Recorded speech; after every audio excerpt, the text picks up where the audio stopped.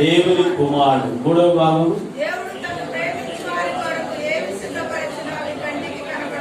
చూసి చూద్దామా ఒకసారి అందరూ కలిసి ఇదంతా చూస్తూ దేవుని వాక్యాలు మనం అందరం చెప్తున్నాం.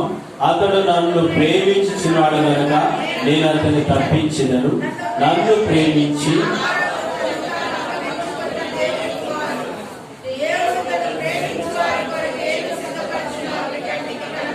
మళ్ళా ఏగేన్ అతడు నన్ను ప్రేమించుచున్నాడు. చెప్పట్లు అందరూ. నన్ను ప్రేమించి నా కొరకై తను తాను అప్పగించుకుని దేవుని కుమారుడు.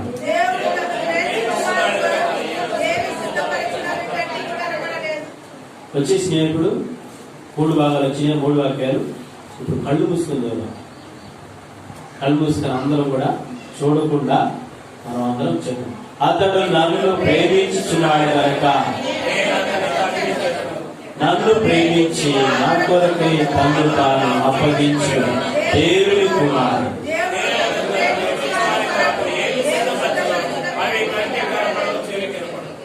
కొంతమంది చెప్పట్లేదు, కొంతమంది కళ్ళు మూసుకొని మౌనంగా ఉన్నారు. మనకి ఎందుకు అనుకుంటున్నారు? నేర్చుకొని ఇంటికి వెళ్ళిన తర్వాత మోటార్ కార్డు అందరూ తీస్తున్నాం కదా, ఇంటి దగ్గర వెళ్ళిన తర్వాత ఈ 3 వాక్యాలు నేర్చుకుంటా రండి. 91వ కీర్తన 14వ వచనం చదువుదాం. అతడు నన్ను ప్రేమించుచున్నాడు గనక నేను అతన్ని తప్పించాను. రెండవ లైన్లో రెండవ మాట నేను అతన్ని తప్పించెదను అనేది ఆరాధన వర్తమానంలో చూసుకున్నాం. ఇప్పుడు దేవుని చిత్త ప్రకారంగా బలవర్తమానం ఏంటంటే అతడు నన్ను ప్రేమించుచున్నాడు. అతడు అంటే ఎవరు? ఇక్కడ దేవుడా. సరిగ్గా చదవండి, అక్కడ ఏముంది? అక్కడ అతడు నన్ను ప్రేమించుచున్నాడు. అతడంటే ఎవరై ఉన్నారు? ఇక్కడ నన్ను అంటే ఎవరై ఉన్నారు? ప్రేమించుచున్నాడని ఒక మాట వస్తున్నది, ఒక శబ్దం వస్తున్నది, వాక్యం వస్తున్నది. ఈ మాటలన్నీ కూడా ఎవరు చెప్తున్నారంటే దేవుడే చెప్తున్నాడు. దేవుడు చెప్తూ ఏమన్నాడు? అతడంటే ప్రతి విశ్వాసి. అతడంటే నీవు నేను. ప్రతి ఒక్కరు క్రీస్తు రక్తములో కడగబడిన వారందరూ కూడా ఇక్కడ అతడనే పాయింట్ దగ్గరకు వస్తారు. అతడు నన్నంటే ఎవరు? దేవుడు. అంటే ఈ మాట చెప్తున్నది దేవుడు చెప్తున్నాడు. విశ్వాసుల గురించి ఏం చెప్తున్నాడు అంటే ఇక్కడ సింగులర్ గా చెప్తున్నాడు, ప్లూరల్ గా చెప్పలేదు కానీ సింగులర్ గా ఏం చెప్తున్నాడు అంటే ప్రతి వ్యక్తి గురించి చెప్తూ ప్రతి ఒక్కరు నన్ను ప్రేమిస్తున్నారు కాబట్టి అతడు నన్ను ప్రేమించుచున్నాడు కాబట్టి నేను అతన్ని తప్పించను. అంటే ప్రతి క్రైస్తవుడు నన్ను ప్రేమిస్తున్నాడు.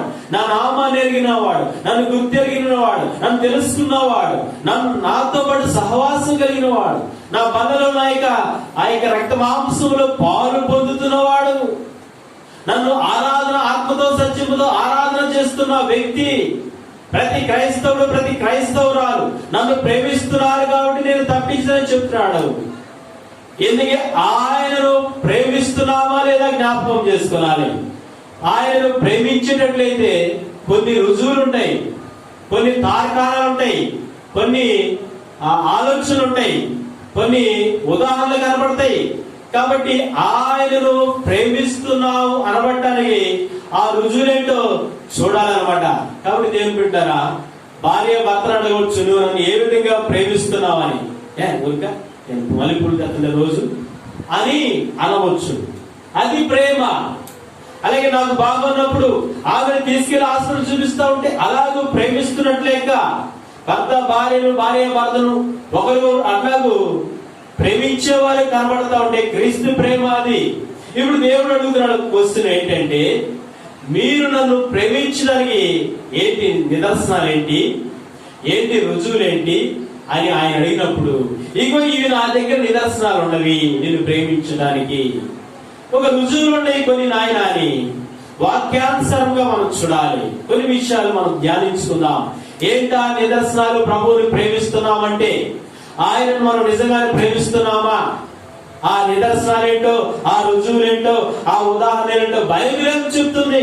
ఆ బైబిల్ ప్రకారంగా మనం జీవిస్తున్నామా? అసలు నిజంగానే దేవుణ్ణి ప్రేమిస్తున్నామా అంటే చూస్తే మొట్టమొదటిగా చూస్తే రండి, యోహాను రాసిన మొదటి పత్రికలో చూద్దాం రండి. యోహాను రాసిన మొదటి పత్రిక 4వ అధ్యాయము 20వ వచనం. యోహాను రాసిన మొదటి పత్రిక 4వ అధ్యాయం 20వ వచనం. ఎవడైనను నేను దేవుని ప్రేమించుచున్నానని చెప్పి తన సహోదరుని ద్వేషించినడా అతడు అబద్ధికుడగును. తాను చూచిన తన సహోదరుని ప్రేమింపనివాడు తాను చూడని దేవుని ప్రేమింపలేడు. 20వ వచనంలో దేవుని ప్రేమించేవాడు తన సహోదరుని కూడా ప్రేమింపవలని ఆజ్ఞను మనం ఆయన వల్ల పొంది ఉన్నాం. ఇక్కడ మనం చూస్తే దేవుని బిడ్డలారా, నేను దేవుని ప్రేమించుచున్నానని చెప్పి తన సహోదరుని ద్వేషించిన యెడల అతడు అబద్ధికుడగును. తాను చూచిన తన సహోదరుని ప్రేమింపని వాడు తాను చూడని దేవుని ప్రేమింపలేడు. ఇక్కడ అర్థం ఏంటంటే, తన సహోదరు అంటే తనతో పాటు క్రీస్తుని కలిగి ఆయన రక్త మాంసంలో పాలు పొందుతూ ఆయన రక్తంలో కడగబడి శుద్ధీకరించబడిన ప్రతి విశ్వాసి మన తోటి సహోదరులు సహోదరీయులు. కాబట్టి సహోదరులు సహోదరులను ఎవరైనా కానీ ప్రేమిస్తా ఉంటే వారు దేవుణ్ణి ప్రేమిస్తున్నట్లేక, ఒకవేళ ద్వేషిస్తా ఉంటే వారు దేవుణ్ణి ఏం చేసినట్లేక, ఏమి చేసినట్టు, ద్వేషిస్తున్నట్టు. అంటే కనబడిన దేవుని ప్రేమించాలంటే మొట్టమొదటిగా ఎవరిని ప్రేమించాలి? మన సహోదరులను. కనబడిన దేవుని ప్రేమించాలంటే కనబడుతున్న సహోదరుని గాని, కనబడుతున్న సహోదరిని గాని, కనబడుతున్న బ్రదర్ని గాని, కనబడుతున్న సిస్టర్ని గాని, కనబడుతున్న స్త్రీలను గాని, కనబడుతున్న పురుషులను గాని ఏం చేయాలంట? ప్రేమించాలి. ఇక్కడ సహోదరుని అంటే మొట్టమొదటిగా సహోదరుని అంటే రక్షణ పొందిన వాళ్ళు. ఆ తర్వాత అన్ని జనులు కూడా మనము ఏం చేయాలి? ప్రేమించాలి. ఇద్దరిని ప్రేమించాలి. రక్షణ పొందిన వారిని ప్రేమించాలి, ఆ తర్వాత రక్షణ పొందని వారిని కూడా ప్రేమించాలి. ఇప్పుడు కనబడిన దేవుడు పరలోకములో ఉంటున్నాడు.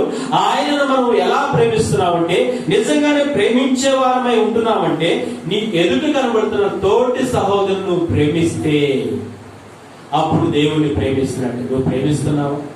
తిరస్కరిస్తున్నావా? ద్వేషిస్తున్నావా? లేకపోతే అతని గురించి వ్యంగ్యంగా మాట్లాడుతున్నావా? ద్వేషించే వ్యక్తిని కనబడుతున్నావా? ఒకవేళ అతని గురించి రకరకాలుగా మాట్లాడుతూ, ద్వేషిస్తూ, కించపరుస్తూ, పక్కన పడేసి డిలీట్ చేసుకుంటా ఉంటే దేవుని నువ్వు ప్రేమించట్లేదు. గుర్తుపెట్టుకో, దేవుని ప్రేమించాలంటే దేవుని దగ్గర ఆ ప్రేమను నువ్వు చూపించేవాడుగా. నిజంగానే దేవుని ప్రేమించే బిడ్డలు ఎలా ఉంటారంటే తోటి సహోదరులను ప్రేమిస్తా ఉంటారు. 21వ వచనం రాయబడింది, దేవుని ప్రేమించేవాడు తన సహోదరుని కూడా ప్రేమింపవలన ఆజ్ఞను మనం ఆయన వల్ల దేవుడే చెప్తున్నాడు. అలా దేవుని ప్రేమించడానికి గల నిదర్శనం ఏంటంటే, రుజువు ఏంటంటే, తార్కాణం ఏంటంటే, ఉదాహరణ ఏంటంటే, తోటి సహోదరులు మనం ప్రేమించాలి, తన సహోదరుని కూడా ప్రేమించాలి. ఒకవేళ నువ్వు తోటి సహోదరులు ప్రేమించడం అంటే మంచిగా మాట్లాడటం, ప్రేమించడం అంటే వారి ఆపదలో ఆదుకోవడం, ప్రేమించడం అంటే వారిని పలకరించడం, ప్రేమించడం అంటే వారి దగ్గరికి వెళ్ళడం, ప్రేమించడం అంటే వారికి కావాల్సిన కూడా సమకూరుస్తాడు. మనం ఒకవేళ మన దగ్గర ఉన్న వారి దగ్గర లేకపోతే ఇస్తా ఉంటే వారిని మనం ప్రేమిస్తున్నట్టు లెక్క మనం చేస్తున్నాం. ఒకవేళ అలాగూ దేవునిని ప్రేమించేవారుగా తోటి సహోదరులు ప్రేమిస్తా ఉంటే మనకేంటంటే లాభము? 4వ అధ్యాయం మొదటి యోహాను రాసిన పత్రిక 4వ అధ్యాయము 13వ వచనం చదువుకుందాం. దీని వలన మనం ఆయన యందు నిలిచున్నామని ఆయన మన యందు ఉన్నాడని తెలుసుకొనుచున్నాం. ఎలాగనగా ఆయన మనకు తన ఆత్మలో. కాబట్టి ఇక్కడ 12వ వచనంలో ఇంకా మనం చూస్తే, ఏ మానవుడు దేవుని ఎప్పుడు చూచి ఉండేది. మన మొక్కరినప్పుడు ప్రేమించిన ఎడల దేవుడు మన యందు నిలిచి ఉండను, ఆయన ప్రేమ మన యందు. కాబట్టి ఒక్కరినొకడు ప్రేమించుకుంటా ఉండాలి ఈ లోకంలో. అది దైవికమైన ప్రేమ, అది క్రీస్తు ప్రేమ. కాబట్టి దైవికమైన క్రీస్తు ప్రేమ ఒకరికి ఒకరు ప్రేమ గుణము కలిగిన వారమై జీవిస్తా ఉంటే అప్పుడు మనకేంటంటే ఆయన ఆత్మలో పాలు పొందుతాము. అంటే దేవుడు ఒక అవకాశాన్ని ఇస్తున్నాడు. ఈ లోకపరంగా తోటి సహోదరులు ప్రేమిస్తే దేవుడు ఏమిస్తున్నాడు? అవకాశము. చాలా మంచి బిడ్డ, ఈ బిడ్డ తన తోటి సహోదరును ప్రేమిస్తున్నాడు, ప్రేమిస్తున్నాడు కాబట్టి ఇతడు భూమి మీద ఉన్నప్పుడు ఒక పాలు నా ద్వారా పాలు ఉంటది, అలాగే చనిపోయిన తర్వాత కూడా పరలోకములో నాకు పాలు, నాతో పాటు ఇతనికి పాలు ఉంటది, నాతో పాటు సింహాసనం మీద కూర్చుంటాడు, అతనితో మాట్లాడతాను, ముచ్చటిస్తాను, ఆశీర్వదిస్తాను, దీవిస్తాను, భూమి మీద కావలసిన ఇస్తాను, పరలోక సంబంధంగా అన్ని ఇస్తాను. భూమి మీద దేవుడు దీవిస్తాడు, పరలోకంగా దేవుడు దీవిస్తానే ఉంటాడు. కాబట్టి ఇక్కడ రాయబడిన ప్రకారంగా 13వ వచనంలో ఏమని రాయబడి చదువుదాం. ఏమని రాయబడింది? దీనివల్ల మనం ఆయన యందు నిలిచిన్నామనియు ఆయన మన యందు ఉన్నాడనియు తెలుసుకొనుచున్నాం. ఎలాగనగా ఆయన మనకు తన ఆత్మలో పాలు దయచేసి ఉన్నాడు. అంటే అర్థమేంటి చెప్పండి? ఆత్మలో పాలు దయచేసి ఉన్నాడంటే అర్థమేంటి చెప్పండి? ఆత్మలో పాలు దయచేసి ఉన్నాడంటే అర్థమేంటి చెప్పాలి? ఆత్మలో పాలు దయచేసి ఉన్నాడు అర్థం ఏంటి చెప్పండి? అంటే అర్థం ఏంటి?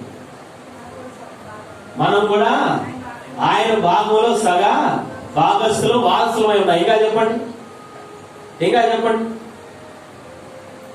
కూర చేసుకుంటే కూర కొద్దిగా నాకు వేస్తే అప్పుడు మీతో పాటు నాకు కూడా, అంటే మీరు చికెన్ తింటే నేను కూడా మీతో పాటు తింటే ఏంటంట పాలు. మీరు పచ్చడి తింటే నేను కూడా పచ్చడి తింటే పాలు. నీకేం అవసరం నాదే నేనే తింటా అంటావా? పాలు లేదంటే. కాబట్టి పాలంటే తోటి సహోదరుని కలుపుకొని పోవడం, వారికి కావలసిన ఇస్తా ఉంటే, లేనప్పుడు ఇబ్బందులు ఉన్నప్పుడు అలా పాలు మనం ఈ లోకపరంగా తోటి సహోదరులకు చేస్తే అక్కడ పరలోకములు పాలంట. ఎవరికి? ఈ లోకపరంగా తోటి సహోదరులు ప్రేమిస్తే ఎక్కడ పాలంట? ఎక్కడ? పరలోకములో నా ఆత్మలో పాలంటే ఆయన ఆత్మతో పాటు సహవాసం కలిగిన వారమై ఆయన ఇస్తున్నవన్నీ పొందుకోవడానికి దేవుడు ఆరాధిస్తున్నాడు. ఎంత భాగ్యవంతులమో. కానీ ఇక్కడ చేయాలి ఆ పని. ఏం చేయాలి? ఏం చేయాలి? ఏం చేయాలి? తోటి సహోదరుని ప్రేమించాలి. కాబట్టి కుల భేదాలను చూపించబాకు, వర్గ భేదాలు చూపించబాకు, జాతి భేదాలు చూపించబాకు, ప్రాంతీయతత్వం చూపించబాకు, ఆ తర్వాత ఎత్తు రంగు ఇవి చూపించబాకు, నలుపు రంగు చూపించబాకు, వాళ్ళు ఉన్నవాళ్ళు లేని వాళ్ళని చూపించబాకు. ఈ భేదాభిప్రాయాలు ఏమీ లేకుండా ప్రతి ఒక్కరిని ప్రేమిస్తా ఉంటే దేవుడిని మనం ప్రేమించినట్లు లెక్క. నువ్వు కులాన్ని బట్టి చెప్పుకుంటావు వాళ్ళు మా వాళ్ళు అని ప్రేమిస్తా ఉంటావు. నీ కులస్తులంటే గుండె 102 కాదు కానీ 150 సార్లు పెరిగింది నీ కులస్తులని చెప్పుకుంటే. చెప్పుకున్నావా? మనోడా మనోడుగా లోపల అవయవాలను పరిగెత్తి మనోడా కులం తిరిగి తీసుకురా. జాతి కుల మత భేదాలు మందిరంలో పనికిరావు, ఈ మార్గంలో పనికిరావు. అసలుకి వేరు పెట్టుకోబాకు. తోటి సహోదరులు ప్రేమించడానికి అవన్నీ తీసి పారేసే. శరీర సంబంధంగా నీ సొంత తలములు సొంత ఆలోచనలు పక్కన పడేసే. అందరిని ప్రేమించు. ఎక్కడ పాలు? అందుకే నేను ఎక్కడికి వెళ్ళినా ఎవరికి అది ఇది అని చెప్పాను. 2 3 నేను చెప్పాను, 4 చెప్పేసి 2 ఏంటి 3 ఏంటి 4 ఏంటి 4 అంటే ప్రతిసారి వర్తమానం అప్పుడప్పుడు వస్తాను. 4 అంటే ఏంటి? క్రైస్తవుడు అని చెప్పు. ఎందుకు ఇవన్నీ చెప్పుకుంటా? నువ్వు క్రీస్తు తెచ్చవలసినట్లే ఇవన్నీ చెప్పు. శరీరమైన ఆలోచన కలిగి. కాబట్టి ఎక్కడికైనా నువ్వు ఏం చెప్పుకోవద్దు. ప్రభువుని బట్టి నిలబడి ప్రతి ఒక్కరిని ప్రేమించు, ఆదరించు, వారికి కావచ్చు నీకు ఉన్నదాంట్లో సహాయం చేయి. ఒకవేళ ప్రేమించడం చాపకపోతున్న వలన అనేక మాట సహాయమైన వారిని ప్రేమించు. ఆ తత్వం మన దగ్గర కనబడాలి. మొదటిగా తోటి సహోదరులు ఏం చేయాలి? ప్రేమించాలి. ఇక్కడ చూద్దామండి, ఆది కాండంలో ఒక మాట మనకు కనబడుతుంది. ఆది కాండం రండి. ఆది కాండం 50వ అధ్యాయం 21వ వచనం. ఆది కాండం 50వ అధ్యాయం 21వ వచనం. ఉదాహరణకు ఒక ఆయన మనం చూస్తున్నాం. ఆది కాండము 50వ అధ్యాయం 21వ వచనం. కాబట్టి భయపడకుడి, నేను మిమ్మును మీ పిల్లలను పోషించదను చెప్పి వారిని ఆదరించి వారితో ప్రీతిగా మాట్లాడాను. ఇక్కడ జరిగిన సందర్భం ఏంటంటే, యేసేపు నాన్న ఎవరు? ఆయన పేరు చెప్పండి. యేసేపు నాన్న ఎవరు? యాకోబు చనిపోయాడు. యాకోబు చనిపోయిన తర్వాత యాకోబు చనిపోయిన తర్వాత ఆయనను కనాను దేశంలో ఆ ప్రాంతంలో సమాధి చేసేసి అన్నదమ్ములు అందరూ కూడా ఎక్కడికి వస్తారు? మరలా ఐగుప్తు దేశానికి వస్తారు. ఐగుప్తు దేశానికి వచ్చిన తర్వాత మిగతా 11 మంది ఏమనుకున్నారంటే, అరే మా నాన్న చచ్చిపోయాడు కదా, ఇక యేసేపు అధికారంలో ఉన్నాడు. ఐగుప్తు దేశం మొత్తానికి అధికారి, గవర్నర్, ప్రధానమంత్రి. కాబట్టి అధికారంలో ఉన్నవాడు కాబట్టి నాన్న చనిపోయాడు కదా, ఇక కచ్చి తీర్చుకుంటాడు. ఇక మనల్ని ఏదో ఒక విధంగా ఇతను మనల్ని నాశనం చేస్తాడు, సర్వనాశనం చేసేస్తాడు. కాబట్టి మనం ఎంతో కూడా తప్పించుకొని పారిపోదాం ఆయనతో చెప్పేసి వాళ్ళందరూ చెప్పేస్తారు. నువ్వు నా మమ్మల్ని ఏదో చేస్తావు, మొత్తానికి లాభం లేదేదో అని చెప్పేసి ఆ మాట చెప్తుంటే, అప్పుడు యేసేపు అంటున్న మాటలు, నువ్వు మమ్మల్ని ఏదో చేస్తావు, నా చనిపోయాడు కదా, నువ్వు ఏదో మమ్మల్ని చంపేసి కూర్చిపెడితే ఇక్కడ ఏం చేస్తావు, మేమందరం ఇక్కడికి వచ్చాము కాబట్టి నీ ప్రతాపం చూపిస్తామని అక్కడ కొన్ని మాటలు వారు మాట్లాడారు యేసేపు.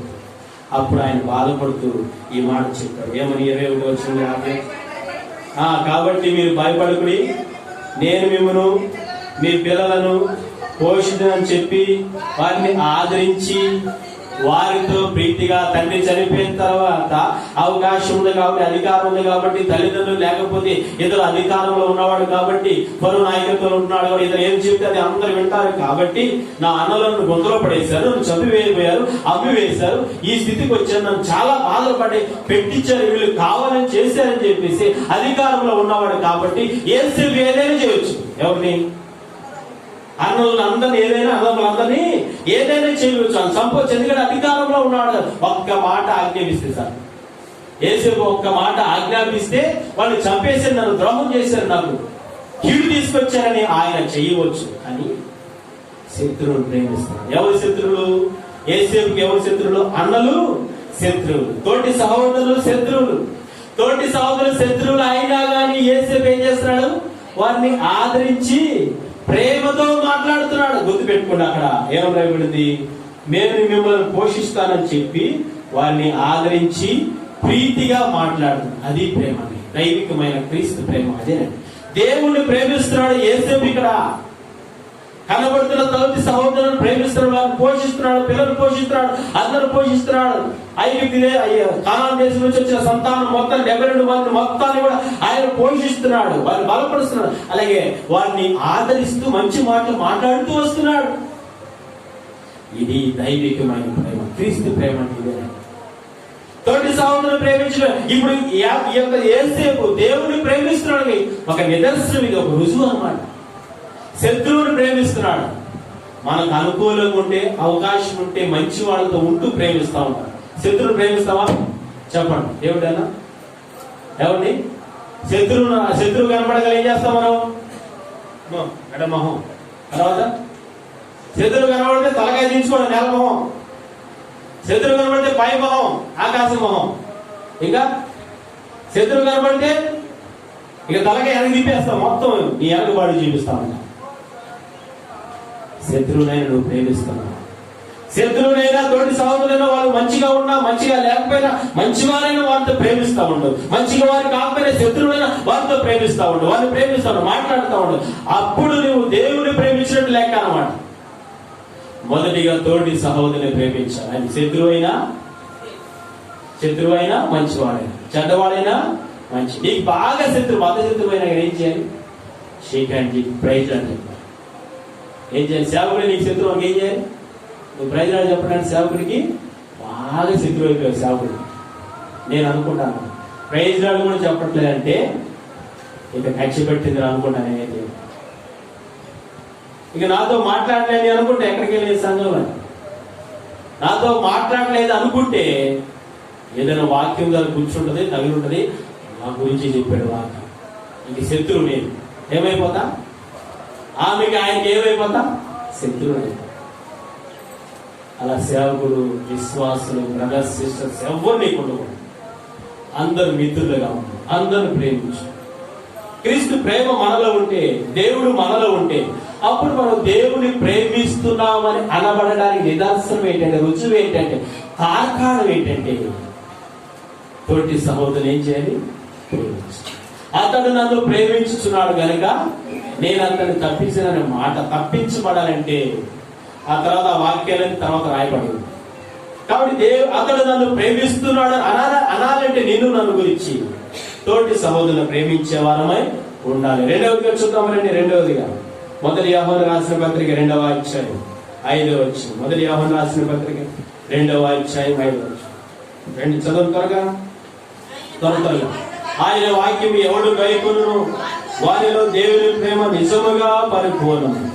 కాబట్టి ఇక్కడ మనం చూస్తే ఆయన వాక్యం ఎవడు గైకొనును, దేవుని ప్రేమిస్తున్నట్టు.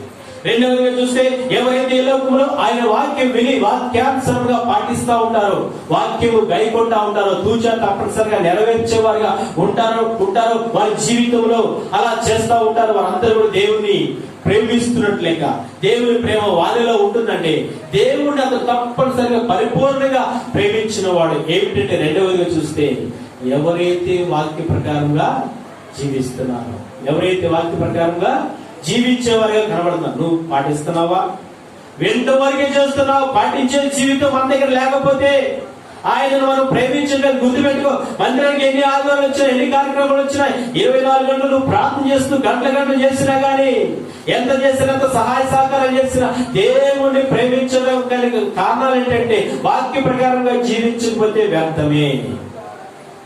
నేను ఇది చేస్తున్నాను, ఏదేం చేయగలుగుతాను, నేను మందిరానికి ఉపయోగపడుతున్నాను, సేవకుడు చూసుకుంటున్నాను, ప్రతి ఆదివారం వస్తున్నాను, అన్ని కార్యక్రమాలు వస్తున్నాను, గంటల మోకరించి ప్రార్థన. ఏం ప్రయోజనం? వాక్య ప్రకారంగా జీవించకపోతే ఏం ప్రయోజనం లేదు. వాక్య ప్రకారంగా జీవించాలి. వెంటో వరకే మన పని, రెండో పని చేయలేకపోతున్నాం, పాటించలేకపోతున్నాం. ప్రతి ఒక్కరు పాటించాలండి. ప్రతి ఒక్కరు పాటించే వరకు ముందుకు సాగిపోవాలి. కాబట్టి ఇక్కడ రాయబడిన ప్రకారంగా వాక్యం ఎవడు గైకొనునో వారిలో దేవుని ప్రేమ ఏమైపోయిందంట? యోహాను రాసిన 2వ పత్రిక 6వ వచనం. యోహాను రాసిన 2వ పత్రిక 6వ వచనం. మనం ఆయన ఆజ్ఞల ప్రకారము నడుచుటయే ప్రేమ. ఏంటంట? ఆయన ఆజ్ఞల ప్రకారము ఆయన ఆజ్ఞాపిస్తున్నాడు అనుకోండి, ఆజ్ఞకు లోపెడితే అప్పుడు మనం ఆయన ప్రేమిస్తున్నట్లేక. మనం ఆయన ఆజ్ఞల ప్రకారంగా నడుచుటయే దేవుని ప్రేమిస్తున్నట్లేక. మనం దేవుని ప్రేమిస్తున్నాం అనడానికి రెండవ నిదర్శనం ఏంటంటే, రుజువు ఏంటంటే వాక్య ప్రకారంగా జీవించడం, ఆయన ఆజ్ఞల ప్రకారంగా నడవడం. ఆయన ఆజ్ఞల ప్రకారంగా నడవడం ఆది కాలం నుంచి ప్రకటనలో రాయబడిన ప్రతి మాట పాటిస్తా ఉంటే అప్పుడు మనం వాక్యం అడుగుజాలు నడుస్తున్నట్లేక. అలా నడుస్తున్నప్పుడు దేవుడు చూసి ఆనందపడి నన్ను ప్రేమిస్తున్నాడా అనుకుంటాడు. ఏమంటాడు? ఆయన చెప్తాడు, సార్ అతడు నన్ను ప్రేమిస్తున్నాడు. అక్కడ సముద్రంగానే అక్కడ భూమి మీద పలానా వ్యక్తి నన్ను ప్రేమిస్తున్నాడు. ఏంటంటే వాక్యానుసారంగా జీవిస్తున్నాడు. ఏంటంటే తోటి సహోదరులను ప్రేమిస్తున్నాడు. రెండవ పాటికి ఉదాహరణగా ఒక ఆయన కనపడతాడు. కీర్తన గ్రంథంలో మనం చూస్తే కీర్తనలు 119వ కీర్తన 57వ వచనం చదువుతుంది. త్వరగా 119వ కీర్తన 57వ వచనం. కీర్తనలు 119వ కీర్తన 57వ వచనం. యెహోవా నీవే నా భాగము, నీ వాక్యం అనుసరించి నడుచుకుని నేను నిశ్చయించుకొంచున్నాను. కటాక్షించు నా పూర్ణ హృదయంతో నేను బతిమాలుకొచ్చున్నాను. నీవు ఇచ్చిన మాట చొప్పున నన్ను కన్ను, నా మార్గం నేను పరిశ్రమ చేసుకుంటున్నాను. నీ శాసనం చట్టు మరలు కొట్టింది, నీ ఆజ్ఞను అనుసరించుటకు నేను జాగు చేయక త్వరపడుతున్నాను. ఏంటంట? యెహోవా నీవే నాకు భాగము, నీ వాక్యమును అనుసరించి నడుచుకుని నేను. ఈయనెవరు? ఏమనుకున్నాడు? నిర్ణయించుకున్నాడు. ఒక నిశ్చయితలోకి వస్తున్నాడు. ఎవరైనా? దావీదు భక్తులు ఏంటంటే, ప్రభువా నీ వాక్యమును అనుసరించడానికి నేను నిర్ణయించుకుని ముందుకు వస్తున్నాను. నీ వాక్యానుసారంగా పాటించడానికి, నీ వాక్యానుసారంగా జీవించడానికి. ఈయనకు ఎక్కువగా ఈయన కాలంలో ఉన్న భాగములు ఏంటంటే ఆది కాండం, నిర్గమాకాండం, లేవియకాండం, సంఖ్యాకాండము, ద్వితీయోపదేశం, ధర్మశాస్త్రం అందరినీ పాటించడానికి తూచా తప్పనిసరిగా పాటించేవాడిగా దావీదు భక్తుడు కనబడుతున్నాడు. ఆ దినాలలో ఆయన ధర్మశాస్త్రం, ఈ దినాలలో మన యేసుక్రీస్తు వచ్చిన తర్వాత ఆది కాండం నుంచి ప్రకటన వరకు బైబిల్ మొత్తం 66 పుస్తకాలు మనకు ఇవ్వబడినాయి. కాబట్టి దీన్ని చదువుతూ సేవకుడు వాక్యం చెప్తున్నప్పుడు, సహోదరులు ఎవరైనా వాక్యం చెప్తున్నప్పుడు విని దాని ప్రకారంగా జీవిస్తా ఉంటే వాక్యాన్ని గైకొన్నట్లు లెక్క. అట్లా వాక్యాన్ని గైకొనిన వారమే దేవుని ఎదురు కనపడితే దేవుని మనం ప్రేమించిన వారం అవుతాం. ఉదాహరణకు దావీదు కనబడతాం. ఆయన ఏమంటాడంటే 60 వచనం చదవండి. అదో 60 వచనం. నీ ఆజ్ఞను అనుసరించుటకు నేను జాగు చేయక త్వరపడు. ఎవరైన ప్రకారంగా నీ ఆజ్ఞను నీ వాక్యములను అనుసరించుటకు నేను జాగు చేయక త్వరపడు. జాగు చేయక అంటే అర్థం ఏంటి చెప్పండి? ఆలస్యం చేయక. ఇంకా చెప్పండి, జాగు చేయక అంటే చెప్పాలి. ఏమన్నా కృపారావునా? జాగు చేయకంటే అర్థం ఏంటి? శృతి, జాగు చేయకంటే అర్థం ఏంటి?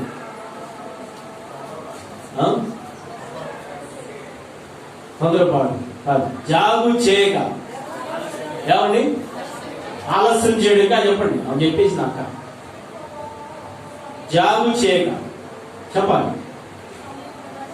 సమయం వృధా చేయడం. ఇంకా సమయం వృధా చేయడం, జాగు చేయక కాదు. అదిగా జాగు చేయక అనే దాని గురించి.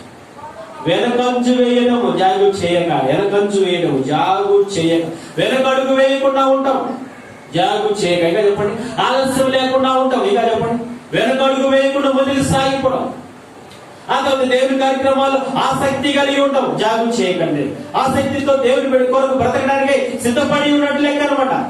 జాగు చేయక. నేను వెనకడుగు వేయకుండా, వెనకెళ్ళిపోకుండా, వెనుదిరగకుండా ముందుకు వస్తున్నానయ్యా, నీ వాక్యములు పాటించడానికి నిర్ణయించుకుని వస్తున్నాను ప్రభువా అని ఆయన దగ్గర మొరపెడుతూ వస్తున్నాడు దావీదు భక్తుడు.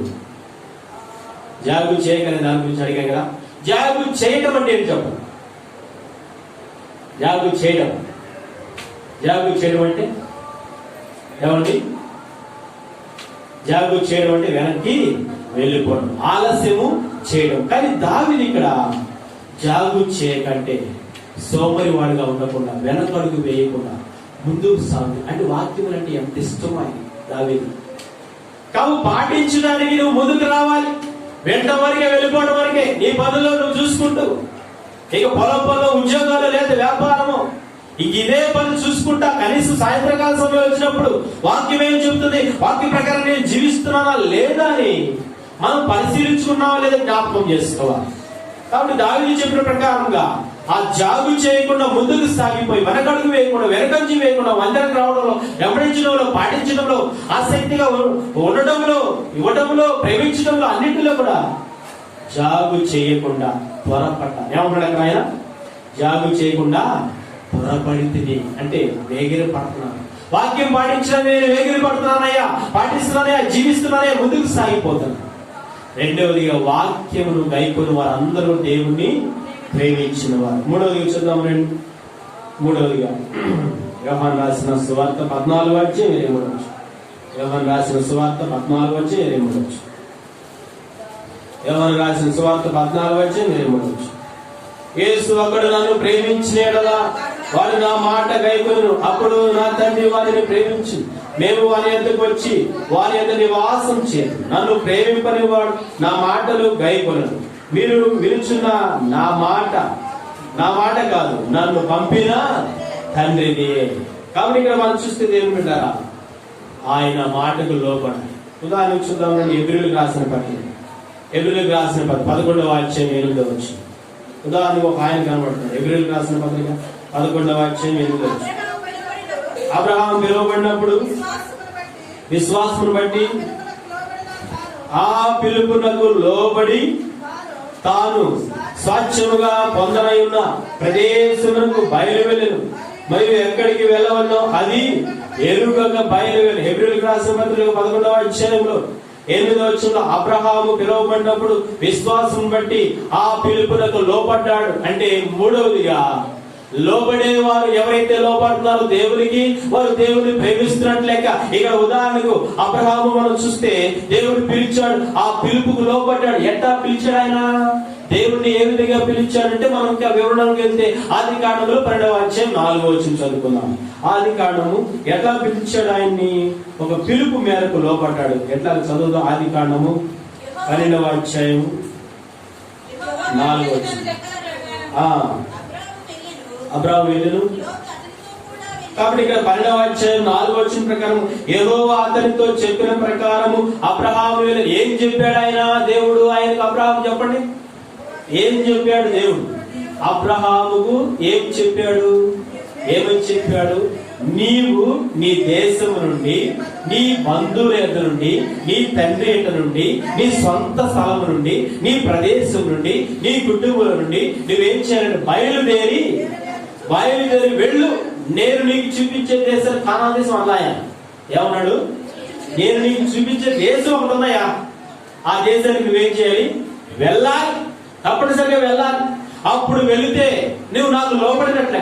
వెంటనే ఆ మాట చెప్పిన తర్వాత, ప్రభువా ఈరోజు చెప్పావు కదా, రేపు వెళ్తాను అన్నాడా సొన్నక్క? ప్రభువా ఈరోజు చెప్పావు కదా, ఒక నెల ఆగి వెళ్తాను అన్నాడా? ఏం సుదర్శన?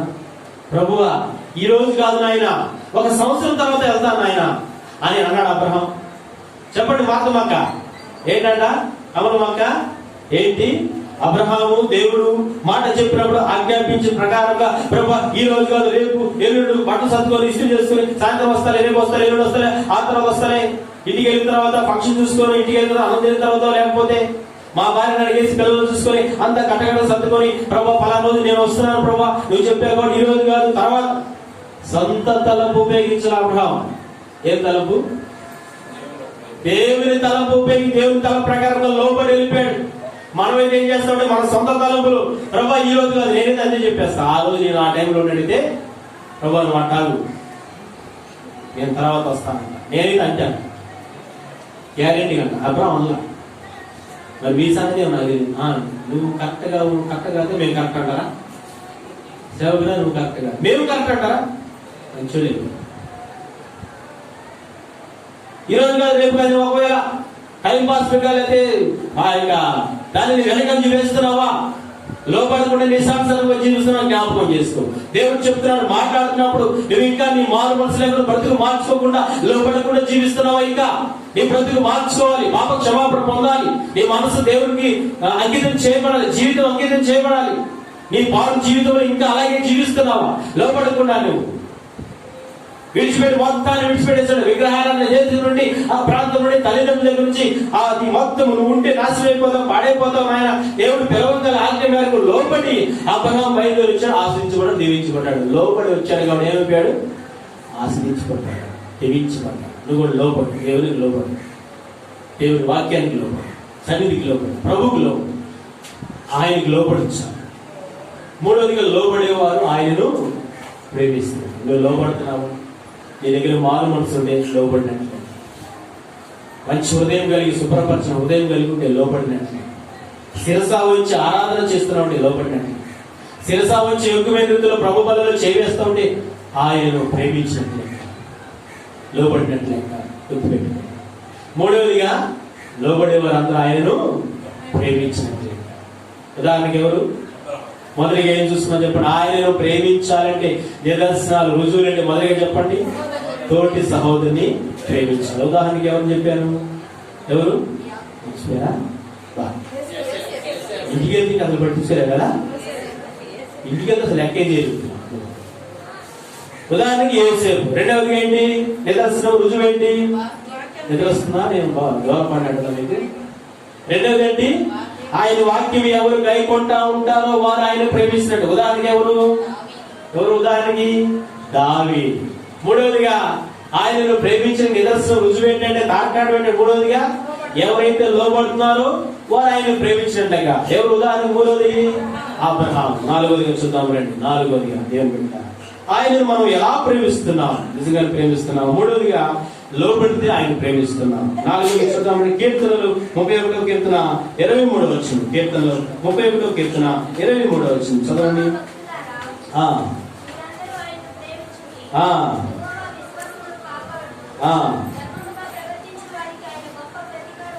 కాబట్టి ఇక్కడ 31వ కీర్తన 23వ వచనంలో యెహోవా భక్తులారా, చదువు మరొకసారి చదువునా? యెహోవా భక్తులారా మీరందరూ ఆయనను ప్రేమించుడి. ఏమన్నాడు? యెహోవా భక్తులారా ఆయనను ప్రేమించుడి. యెహోవా యందు భయభక్తులు కలిగిన వారు ఆయన తప్పనిసరిగా ప్రేమిస్తారు. భక్తి కలిగిన వాడు, దైవభక్తి కలిగిన వాడు, భయపడుతున్న వాడు తప్పనిసరిగా దేవుడిని ప్రేమించేవాడు, కొనసాగించబడతాడు. కాబట్టి నాలుగవదిగా భయభక్తులు కలిగిన వారు ఆయన ప్రేమించినట్లేక. ఏంటంటే అర్థము ఏమిటి? నాలుగవదిగా దేవుని యందు భయభక్తులు కలిగిన వారు ఆయనను ప్రేమించిన వారు. మనం భయభక్తులు కలిగి ఉన్నావా? నిజంగానే మనం ప్రేమిస్తున్నావా? దేవుణ్ణి ప్రేమిస్తున్నా, అతను నన్ను ప్రేమించుచున్నాడన్న మాట నీ గురించి చెప్పాలి. అక్కడ పరలోకంలో నీ గురించి ఇంత సాక్ష్యం దేవుడే చెప్పాలి. కాబట్టి భయము భక్తి, భయపడుతూ భక్తి కలిగిన వారమై, దైవ భక్తి కలిగిన వారమై జీవిస్తూ ఉంటే అప్పుడు మనము దేవుని ప్రేమించిన వారమై. ఉదాహరణ ఒక ఆయన మనం చూద్దాం. ఏబ్రీయులకు రాసిన పత్రిక 11వ అధ్యాయం. ఏబ్రీయులకు రాసిన పత్రిక 11వ అధ్యాయం 8వ వచనం అనుకుంటా. అబ్రహాం పిలువబడినప్పుడు 7వ వచనం, విశ్వాసం బట్టి నోవహు అది వరకు చూడని సంగతుల గురించి దేవుని చేత హెచ్చరింపబడి భయభక్తులు గలవాడై తన ఇంటి వారి రక్షణ కొరకు ఒక ఓడను సిద్ధము చేసెను. కాబట్టి అది వరకు జరగని సంగతులు, వర్షము రాలా, భూకంపం రాలా, ఆ తర్వాత తుఫాను రాలేదు, పైనుంచి నీటి రాలేదు, అంతగా వర్షం లేదు, కింద తూములు విప్పబడలేదు, జల ప్రవాహము రాలేదు, అయినా జల ప్రళయం రాబోతుంది. ఆయన ఆ యొక్క నువ్వు నోవహు, నీవు, నీ భార్య, నీ బిడ్డలందరూ కూడా వీళ్ళందరూ నాశనం చేయబోతున్నారు. నువ్వు కాపాడబడాలి, రక్షించబడాలి. నీతో పాటు నీ భార్య, నీతో పాటు నీ కొడుకులు, నీతో పాటు నీ కోడళ్ళు 8 మంది కూడా రక్షణ పొందుతారు. కాబట్టి మీరేం చేయాలంటే ఇంత గొప్ప మహా మరి ఆ యొక్క పాతాలు ఏంటంట, ఏంటి వచ్చింది, జల ప్రవాహము రాబోతుంది కాబట్టి, జల ప్రళయం రాబోతుంది కాబట్టి 150 అడుగులు ఎత్తు నిలబడతాయి, కొండలు పర్వతాలు మునిగిపోతాయి. ఇవన్నీ చెప్పిన తర్వాత నీ కొరకు ఏం సిద్ధపరచుకున్నాడు? నీ కొరకు ఒక ఓడను సిద్ధపరచుకుని, ఆ ఓడను సిద్ధపరచుకుని నీవు, నీ భార్య, బిడ్డలు ఏం చేయాలి? లోపలికి వెళ్ళిపోవాలి. మీరు కాపాడబడ్డారు, రక్షించుకోవాలి. భయభక్తులు కలిగి ఉన్నవాడుగా ఉన్నాడు కాబట్టి నోవహు రక్షణ పొందాడు, రక్షింపబడ్డాడు, రక్షించబడ్డాడు. ప్రాణముతో నిలబడిన వాడిగా దేవుని ఎదుట కనబడ్డాడంటే ఓడను తయారు చేసుకుని వెళ్ళిపోయి ఉన్నాడు దేవుని బిడ్డ. 4వదిగా ఎవరైతే దేవుని మీద భయభక్తులు కలిగి ఉంటారో వారు దేవుని ప్రేమిస్తున్నట్టుగా. ఉదాహరణకు ఈయన దేవుని మీద భయభక్తులు కలిగి ఉన్నాడు కాబట్టి రక్షించబడ్డాడు. తన భార్య బిడ్డలు, జంతువులు, మిగతా జంతువులకు దేవుడు అవకాశం ఇచ్చి అందరూ ఆయన, ఆ మిగతా వాళ్ళందరూ 8 మంది మిగతా జంతువులు అన్ని కూడా రక్షింపబడి ప్రాణములతో నింపబడ్డారు. అదే ఆత్మీయ అర్థం ఉన్నది. ఇక్కడ ఓడ దేనికి సాదృశ్యము? పరలోకానికి సాదృశ్యం. ఓడ దేనికి సాదృశ్యము? పరలోకానికి. నీవు కూడా, నేను కూడా చనిపోయేంత వరకు, యేసు క్రీస్తు వచ్చేంత వరకు దేవుని ప్రేమిస్తూ భయభక్తులు కలిగిన వారమై భయభక్తులతో ఆయన ప్రేమిస్తూ జీవిస్తూ ఉంటా ఉంటే ఒక దినాన్ని చనిపోతే కానాను అనగా ఒక దినాన్ని చనిపోతే ఓడనే పరలోకం అనే ఓడలోకి వెళ్ళిపోతాం. అక్కడ నెమ్మది, సంతోషం, ఆనందం. ఆ జల ప్రవాహం రాగానే ఓడ ఏమైపోయింది? ఆ ప్రళయవంతరంగా ఏమైపోయింది? ఓడ తేలిపోయింది, తేలి నడుస్తుంది, ప్రవహిస్తుంది. అప్పటి వరకు నీళ్ళు ఇంకిపోయేంత వరకు వీళ్ళు కాపాడబడ్డారు. మనం పరలోకం అనే ఓడలోకి వెళ్ళాలంటే ప్రతి మానవుడు, ప్రతి విశ్వాసం ఏం చేయాలంటే భయభక్తులు కలిగి. ఏం చేయాలి? భయభక్తులు. నీ దగ్గర ఉన్న భయభక్తులు. భయపడుతున్నావా నువ్వు దేవునికి? నిజంగానే భయపడు. భక్తి కలిగి ఉండు. భయం అంటే పాపానికి దూరంగా ఉండడం, భక్తి అంటే మందిరానికి రావడం. ఎప్పుడు గుడుగులు ఉంటే అప్పుడు గుడివాడ వెళ్ళిపోవడం, వారి కార్యక్రమాలు వస్తూ ఉంటాం. ఏం చేయాలి?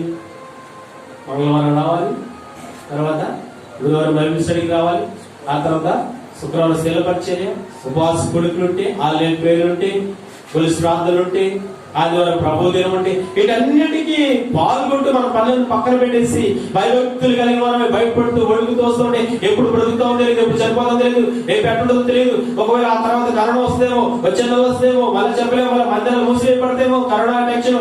ఆ తర్వాత ఇంకేంటంట, లాక్డౌన్ ఇవన్నీ పెడతారు. మళ్ళా విశ్వాసం సన్నగిలిపోయింది. ఉన్న పాటునే అవకాశాన్ని వినియోగించుకోవాలి. నువ్వు బ్రతుకుతావలే తెలియదు.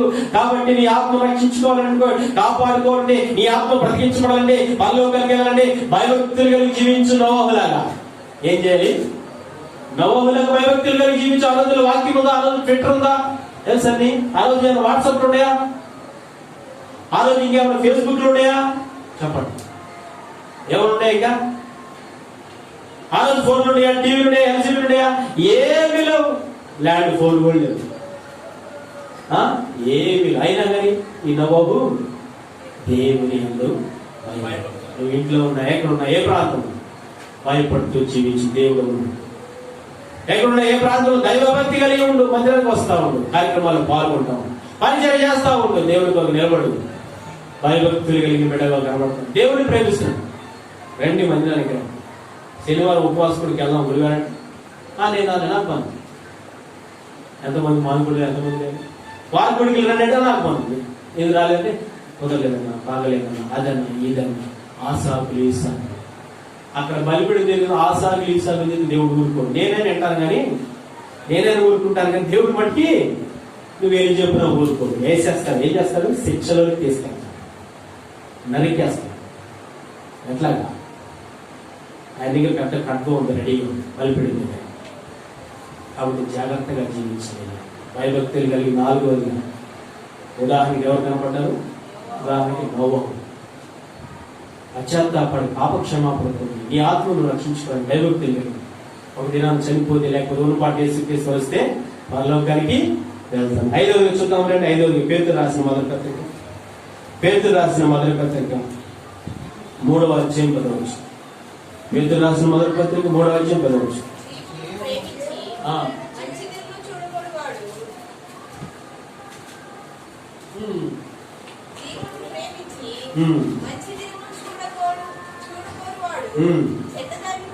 చెడ్డదాన్ని పలుకోకుండా తన నాలుకను కపటపు మాటలు చెప్పకుండా తన పెదవులను కాచుకొనవాలి. అతడు కీడు నుండి తొలగి మేలు చేయు, సమాధానం వెలిగి దాన్ని వెంటాడాలి. ఇక్కడ జీవమును ప్రేమించి, జీవం ఎవరై ఉన్నారు చెప్పండి? ఎవరై ఉన్నారు?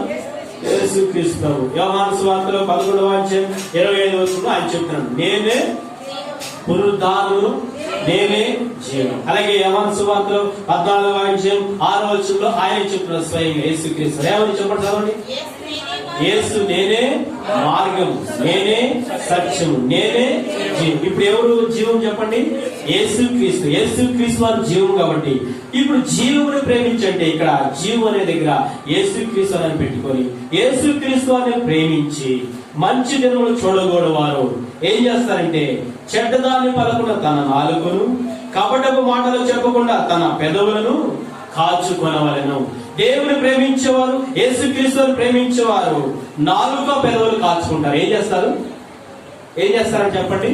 దేవుని ప్రేమిస్తున్న వారు, క్రీస్తుని ప్రేమించేవారు నాలుకను, ఇంకేంటి, పెదవులను కాచుకోవడం అంటే అర్థం ఏంటి? కాచుకోవడం అంటే జాహ్నవి అని పేరు జాస్మినా చెప్పు ఏంటి ఏంటంట?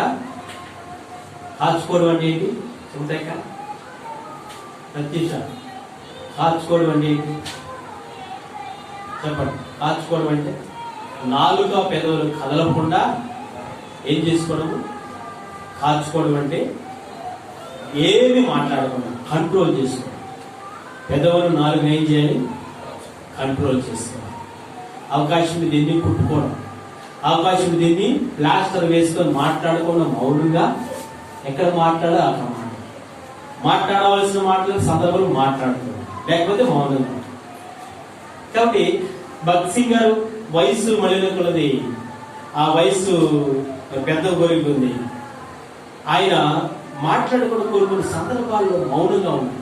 ఏంటంటే మీరు మాట్లాడకుండా ఉన్నారు, ఇట్లా జరుగుతుందంటే అరే దేవుడు నన్ను మాట్లాడేట్లేదు, కంట్రోల్ అవ్వమన్నాడు, నోరు ముయ్యమన్నాడు, అందుకని నేను నోరు మూస్తాను. వాళ్ళ ఇష్టానుసారంగా చేయని, వాళ్ళ ఇష్టానుసారంగా బ్రతకని, నువ్వేం మాట్లాడు నేను చూసుకున్న తర్వాత అని అంటా ఉన్నప్పుడు నోరు మూసుకొని మౌనం. దేవుడు ఏం చెప్తే మౌనంగా ఏం చేసేవాడు? తన నాలుగును పెదవులను కాల్చుకుంటూ ఉండేవాడు. ఎలా మాట్లాడాలో, ఎవరితో ఎలా ఉండాలో చాలా జాగ్రత్తగా దర్శనం ద్వారా, ప్రార్థన ద్వారా ఎవరితో ఎలా ఉండాలో ఆయనకి అన్ని తెలుసు. భక్తి గారికి ఎవరితో ఎలా ఆత్మీయులతో ఎలా మాట్లాడుతూ ఉంటారు, వాళ్ళందరూ బలపరచాలి. ఇక లోకస్తులతో వాళ్ళు వీళ్ళు కరెక్ట్ కాదని చెప్పేసి మౌనంగా వాళ్ళ దగ్గరికి వెళ్ళి మాట్లాడు, సైలెంట్గా ఉంటాడు. కాబట్టి నాలుగు పెదవులు కాల్చుకోవాలి జీవను ప్రేమించేవాడు. తర్వాత ఇంకేం రాయమంటే అక్కడ అతని కీడు నుండి తొలగి మేలు చేయమని సమాధానం వెతికి. కాబట్టి కీడు నుండి తొలగాలి, సమాధానం కలిగిన వాడే ఉండాలి. లేకపోతే కీడు నుండి తొలగి మేలు చేసేవాడే కనబడాలి. ఈ రెండు పనులు ఎవరైతే చేస్తున్నారు? క్రీస్తు ప్రేమించిన వారు.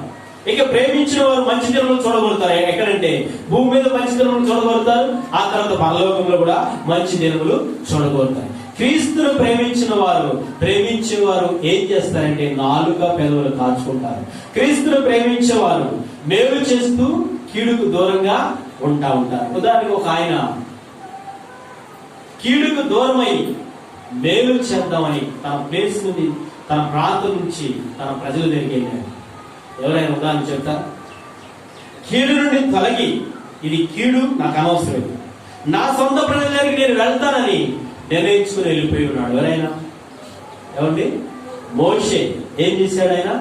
ఆయన ఉన్న ప్రాంతం ఎక్కడ? రాజరిక పరిపాలన సింహాసనాసీనుడుగా ఆయన పక్కన కూర్చుండేవాడు. అక్కడ రాజభోగములు, ఐగుప్తు ధనం ఇవన్నీ కూడా కనబడుతున్నప్పుడు అవన్నీ కూడా ఆలోచించి దేవుడి చేత మర్దన చేయబడిన వాడే, ప్రేరేపించబడిన వాడే.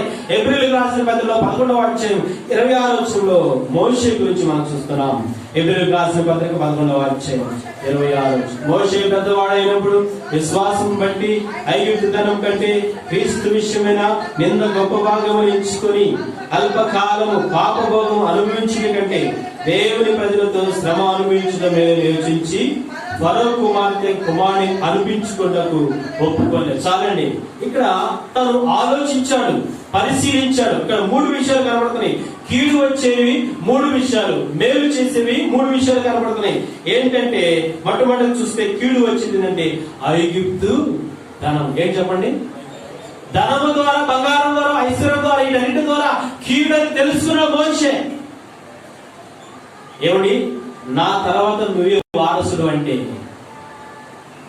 నా తర్వాత నువ్వే వారసుడు అంటే మోషే ఏం ఆలోచన రావాలి చెప్పండి?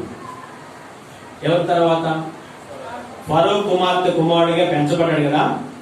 పెంచబడ్డాడు కాబట్టి ఫరో రాజరిక పరిపాలన చేస్తున్నాడు ఐగుప్తు దేశం మొత్తం. ఆయన చనిపోతే ఎవరు? మోషే నాయకుడు. మోసే సింహాసనం ఎక్కాలి. సింహాసనం ఎక్కలేదా? లక్షలు కోట్లు మణుగులు వెండి బంగారు ఐశ్వర్యాలు ఐగుప్తు దేశంలో దాచబడి రెడీ ఉన్నాయి. వీటన్నిటికీ చూపించి వారసులు అయిన తర్వాత ఆలోచించి ప్రార్థన చేసుకొని మర్దన పడి సందిగ్ధపడి వాక్యంగా మొదలు మాట్లాడినప్పుడు తెలుసుకుని వెళ్ళి గుర్తుకొచ్చి పాత జీవితం వాళ్ళ ప్రజలందరూ గుర్తుకొచ్చి ఇది కీడు. ఏమంటున్నాడు ఆయన మోషే? ఇది కీడు. అది అవకాశం వస్తే 1 లక్ష రూపాయలు ఇస్తున్నానంటే మనం ఏం చేస్తాం? నా డబ్బుతో కీడు ఏంటండి, నేను వెళ్ళి గౌరవం తెచ్చుకుంటాను అంటావా? గ్యారెంటీ తెచ్చుకుంటాం. 1 లక్ష రూపాయలు ఫ్రీగా ఎత్తానంటే ఏం చేస్తాం? మనం వర్క్ అవుతుంది ఏం చేస్తాం? వర్క్ వచ్చిన పెనాయిలు కూడా వదిలిపెట్టం అనుకోండి కదా. ఇక డబ్బులు వేసి వదిలిపెడతాం, పెనాయిలు కూడా వదిలిపెట్టిన వాళ్ళం. ఇక డబ్బులు వదిలిపెడతామా? ఏమన్నా సంవత్సరం అస్సలు వదిలిపెట్టాం. ఏమన్నా తర్వాత ఆ రాజ్యానికి వారసులు, సింహాసనం, పరిపాలన, భోగభాగ్యాలు ఇవన్నీ వస్తుంటే మోషే ఎందుకు వదులుకున్నాడు? నేనేందుకు వదిలిపెట్టేవాడు? గ్యారెంటీగా ఆస్వాదించాను. అలాంటి తలపు నాలో పుట్టిస్తాను సాతాను. ఆ తలపు ఏం చేయాలి? కట్ చేయాలి. అది కీడు. ఐగుప్తు ధనం, మోసం, బంగారం, వెండి, ఐశ్వర్యాలు, ఘనత, ప్రఖ్యాతి, పేరు ప్రఖ్యాతులు, హోదాలు ఇవన్నీ కూడా నీకు కీడే వస్తుంది. గుర్తుపెట్టు, కీడే. అప్పుడు విడిచిపెట్టి దేవుని ప్రజలతో ఏం చేయాలనుకున్నాడు ఆయన? దేవుని ప్రజలతో శ్రమ, క్రీస్తు విషయమైన నింద గొప్ప భాగ్యం అనుకున్నాడు. అది మేలు చేయాలనుకున్నాడు. క్రీస్తు విషయమైన నింద గొప్ప భాగ్యం. రెండవ కీడు ఏంటంటే మొదటిగా ధనము, రెండవ కీడు అల్పకాలము, పాపభోగం. ఇక్కడ నుండి నేను పాపం చేస్తున్నా ఉంటే, ఇక్కడ నుండి డాన్సులు, ఇక్కడ నుండి రకరకాల ఆలోచనలు, రకరకాల తలంపులు వస్తానే ఉంటవి. అన్యాయం, అవినీతి ఇవన్నీ ఇక్కడ కనబడతానే ఉంటవి. ఫరో తర్వాత నేను చేస్తున్న పరిపాలన దరిద్రంగా ఉంటది. ఎందుకంటే పాపము విస్తరిస్తా ఉంటది. కాబట్టి ఈ పాపము ద్వారా నేను కీడును అనుభవిస్తే ఇది కీడని తెలుస్తున్నాడు. అక్కడి నుంచి బయలుదేరాడు. మొదటిగా ఏది కీడు అంటున్నాడు? ధనము, ఐగుప్తు ధనం. రెండవది ఏది కీడు అంటున్నాడు? అల్పకాలము, పాపభోగం అనుభవించడం. అల్పకాలంలో, స్వల్పకాలంలో పాపభోగం, ఎక్కువ పాపం చేస్తా ఉంటే నేను ఎంత కీడు చేసినట్టు దేవుడికి, ఆ కీడు నాకే వస్తుంది, నరకానికి వెళ్ళిపోతా నేను అనుకున్నాడు. మూడవ కీడు ఏంటంటే ఫరో కుమారుడని అనిపించడం. ఫరో కుమారుడిని వద్దు, నాకు అసలు ఈ 3 నా కీడే. నా ప్రజల దగ్గరికి వెళ్ళి వారి కొరకు క్రీస్తు నిమిత్తమే నిందలు, బాధలు, అనుభవం, శ్రమలన్నీ అనుభవిస్తూ ఉంటే ఒక దినాన్ని దేవుడు నాకు పరలోకం ఇస్తాడు. ఆయన ఏమనుకున్నాడే? క్రీస్తు విషయంలో నింద గొప్ప భాగం అనుకొని తర్వాత అల్పకాల పాపభావం అనుభవించు దేవుని ప్రజలతో శ్రమ అనుభవించడం మేలు. తర్వాత మూడవదిగా కీడు ఏంటంటే ఫరో కుమారుడు అనిపించుకోవాలి. మరి ఎవరు కుమారుడు అనిపించుకోవాలనుకుంటాడు ఆయన? నేను దేవుని కుమారుడు అనిపించుకోవాలని అనుకున్నాడు మోషే. అందుకని ఆ ప్రాంతాన్ని విడిచిపెట్టి మేలు చేయాలి, కీడు నుండి తొలగి మేలు చేయడానికి వచ్చాడు. ప్రజలకు మేలు చేయడానికి వచ్చాడు. నాయకుడిని నిలబడ్డాడు. దేశ ప్రజలకు, ఇశ్రాయేలు ప్రజలకు నాయకుడిగా ఉండడానికి, మేలు చేయడానికి, సమాధానం ఇవ్వడానికి, క్రీస్తు ద్వారా సమాధానం పరచడానికి దేవుడికి ఇశ్రాయేలుకి మధ్యవర్తిగా ఒక ప్రవక్తగా మోషే కీడు నుండి తొలగి ఎక్కడికి వచ్చాడు?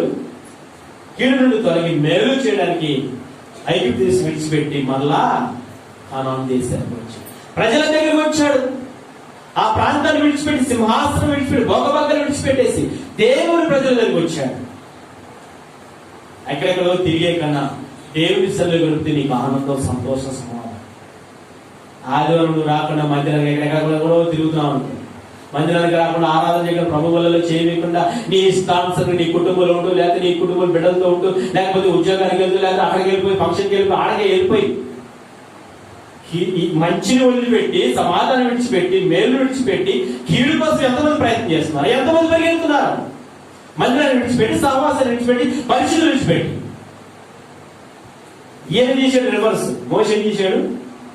లోక సంబంధాన్ని విడిచిపెట్టేసి దేవుని ప్రజలకు పరిశుద్ధ సహవాసం, దేవుడు నాకు కావాలి, వాక్యం కావాలి, పరిశుద్ధ సహవాసం కావాలి, ఆయన వెలుగు కావాలి, సత్యం కావాలి అని ప్రజల దగ్గరికి మేలు కుమ్మరించడానికి, సమాధానం ఇవ్వడానికి వచ్చాడంటే నువ్వు విశ్వాసిగా ఉంటున్నా. నీవు దేవుడు విడిచిపెట్టి నీ ఇష్టానుసారం గౌరవిస్తున్నావా? జ్ఞాపకం చేసుకో. కీడు కోసం పరిగెడుతున్నావా? అది నీకే నష్టం, నరకానికి వెళ్ళిపో. అందుకని పొందుకోవాల్సిన వాటిని మనం పొందుకోవాలి. కీడు కలిగించే వాటికి మనకు అనవసరం. మేలు కలిగించింది దేవుని సన్నిధి, సమాధానం ఇచ్చింది ఆయన సన్నిధి, వాక్యము, పరిశుద్ధత, నీతి, ప్రభు వల్ల చేయడం, ఆరాధించు. దీని విలువ గుర్తెరిగిన వారు మందిరాన్ని విడిచిపెట్టారు. దేని విలువ? దేవుని విలువ. ఆ మేలు గుర్తెరిగిన వారు ఆయనని ఎన్నడూ విడిచిపెట్టారు. నువ్వేం చేస్తున్నావు? విడిచిపెడుతున్నావు? దూరంగా ఉంటున్నావా? కీడు కోసం పరిగెడుతున్నావా? మోసేలు గుర్తుపెట్టుకోవాలి. జీవమును ప్రేమించే వాళ్ళు ఇలాగే ఉంటారు. జీవును ప్రేమించేవారు, క్రీస్తును ప్రేమించేవారు ఎలా ఉంటారంటే కీడు నుండి తొలగి మేలు చేస్తూనే ఉంటారు. మనం చేస్తున్నాం అది. కీడు నుండి తొలగాలి, మేలు చేస్తా ఉండాలి. మరొక పాయింట్ ఏంటంటే 4 పెదవును కాల్చుకుంటా ఉండాలి. అప్పుడు దేవుని మనం ప్రేమించాలి. జీవును ప్రేమించేవారు ఇలాగే ఉంటారు. 5 విషయాలు. అతడు నన్ను ప్రేమించుచున్నాడు గనక నేను అతన్ని తప్పించాను. ఇప్పుడు ఆయన తప్పించాలంటే మనం ఆయన ప్రేమించాలి. ఆయన ప్రేమించాలంటే 5 విషయాలు చెప్పాను. ఆయన ప్రేమించే వారికి ఎలా ఉంటారంటే మొత్తం చెప్పండి. ఆయన ప్రేమించేవారు సహోదరుని, తోటి సహోదరి సహోదరులను ప్రేమిస్తారు. ఎవరికైనా కానీ ముఖ బిందాలు ఏదైనా అసమాధానం ఉంటే ప్రైజర్ చెప్పుకొని చక్కగా ప్రేమించుకోండి. అప్పుడు ఆయన ప్రేమించింది. రెండవది ఏంటి? రెండవది ఏమండి? ఎవరైతే వాక్యాన్ని గాయకొంటా ఉంటారో వారు దేవుణ్ణి ప్రేమించింది. మూడవదిగా చెప్పండి. ఎవరైతే ఆయనకు లోబడతారో, లోబడే వారందరూ కూడా దేవుని ప్రేమించింది. నాలుగవది ఎవరైతే భయభక్తులు కలిగి ఉంటారో వారు దేవుణ్ణి ప్రేమించింది. ఐదవదిగా ఎవరైతే 4 పెదవులను కాచుకుంటూ మేలు చేస్తూ కీడు నుండి దూరంగా ఉంటున్న వారందరూ దేవుణ్ణి ప్రేమించారు. 5 వ్యక్తులు తీసుకొచ్చారు. మొదటి పాయింట్ లో తోటి సహోదరుని ప్రేమించాలి. ఎవరైనా? యేసు. రెండవ పాయింట్ లో వాక్యానికి లోబడుతూ గైకుంటూ వచ్చాడు. ఎవరైనా? దావీదు. మూడవ పాయింట్ లో దేవునికి లోబడుతూ వచ్చాడు. ఎవరైనా? అబ్రహాము. 4వ పాయింట్ లో భయభక్తులు కలిగిన వాడు కనబడుతూ వచ్చాడు. ఎవరైనా? నోవహు. 5వ పాయింట్ లో కీడు నుండి తొలగి మేలు చేస్తూ 4 పెదవులు కాల్చుకుంటూ కనబడ్డాడు. ఎవరైనా? మోషే. 5 వ్యక్తులు నీలో ఉన్నారా? నీలో కనబడుతున్నారా? జ్ఞాపకం చేసి దేవుని ప్రేమిస్తున్నామని అనబడడానికి ఇవన్నీ కావాలి. చదవండి. 91 కీర్తన 11 వచ్చిన ఏమో రాయబడింది? 91 కీర్తన 14 వచ్చిన ఏమో రాయబడింది? అతడు నన్ను ప్రేమించుచున్నాడు కనుక నేను అతన్ని ఎట్లా తప్పిస్తా ఉంటాడంటే, అతడు నా నామం ఎరిగిన వాడు కనుక నేను అతన్ని అతడు నన్ను ప్రేమిస్తున్నాడు కాబట్టి ఇక్కడ కొన్ని విషయాలు కనబడుతున్నాయి. అతడు నన్ను ప్రేమిస్తున్నాడు కాబట్టి మొదటిగా ఏం చేస్తాడు? తప్పిస్తానే ఉంటాడు. నేను మనం ఆయన ప్రేమిస్తా ఉంటే తప్పిస్తా ఉంటాడు. రెండవది అక్కడ ఏముంది? ఇక్కడ 91వ కీర్తన 14వ వచనంలో అతడు నా నామం ఎరిగినాడు కనుక నేను గనపరుస్తానే ఉంటాడు.